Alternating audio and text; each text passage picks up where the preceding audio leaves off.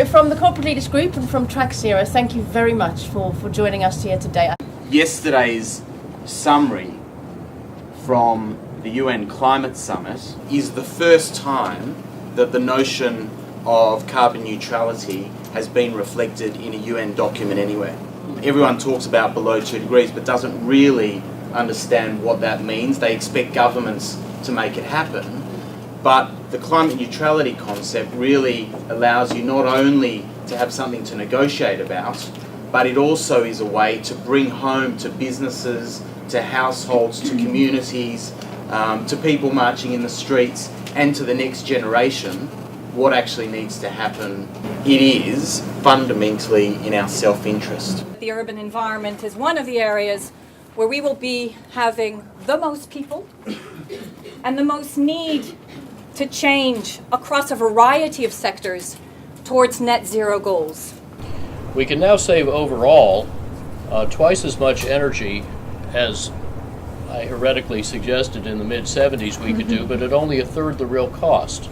That can make big savings cheaper than small savings through integrative design, and Skanska has been a terrific leader on that and influenced a lot of others in the building and outside. The unbought reserve of negawatts, save watts, keeps getting bigger and cheaper. So we could run a 2.6-fold bigger economy in 2050 using no oil, no coal, no nuclear energy, a third less gas, emitting 80-odd% less carbon, at a $5 trillion lower cost than business as usual. Those numbers keep getting better all the time, and a lot of that is through integrative design. The greenest square footage or square foot is the one that you don't have to build, or creating space that actually will accommodate more people is actually much greener. So we have an opportunity through individual spaces aggregated to make a major difference. We were able to buy a better work environment, a healthier work environment through our energy savings. Our sick leave dropped by 15 to 18%. It's the human resources that account for the biggest portion of the cost of doing business. Literature tells us if we go in and we retrofit all of these buildings that we have, we would not only secure 110 million jobs, we would add 10 million jobs. So the choice is very clear, either by default or by design. Cities of the future by default, we cannot afford. Urban environment, we cannot afford. Greenhouse gas emissions by default, we cannot afford. It's got to be by design. To have the Union of Architects come together and say, okay, here's the deal, right? By 2050, we will have phased out greenhouse gas emissions. I mean, that is just fantastic. It was a very short period of time that took us from really pre-industrial architecture and buildings and cities to where we are today.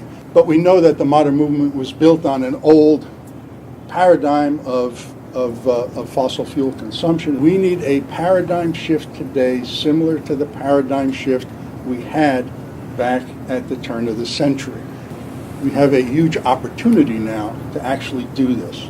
The reason is that by 2030, over the next decade and a half, 2 decades, 80 billion square meters, or 900 billion square feet, of new and rebuilt buildings will be constructed worldwide. Recently, 124 global organizations, architecture and planning organizations, this represents all the architects and planners all over the planet, have passed the 2050 imperative. It was unanimous, and they're now on the road to zero. All major professional organizations have adopted the targets. It's a lot more complex than it was at the turn of the century, but it's all there, it's being done. Our community is committed to transforming the entire built environment to zero. It means a change in mindset.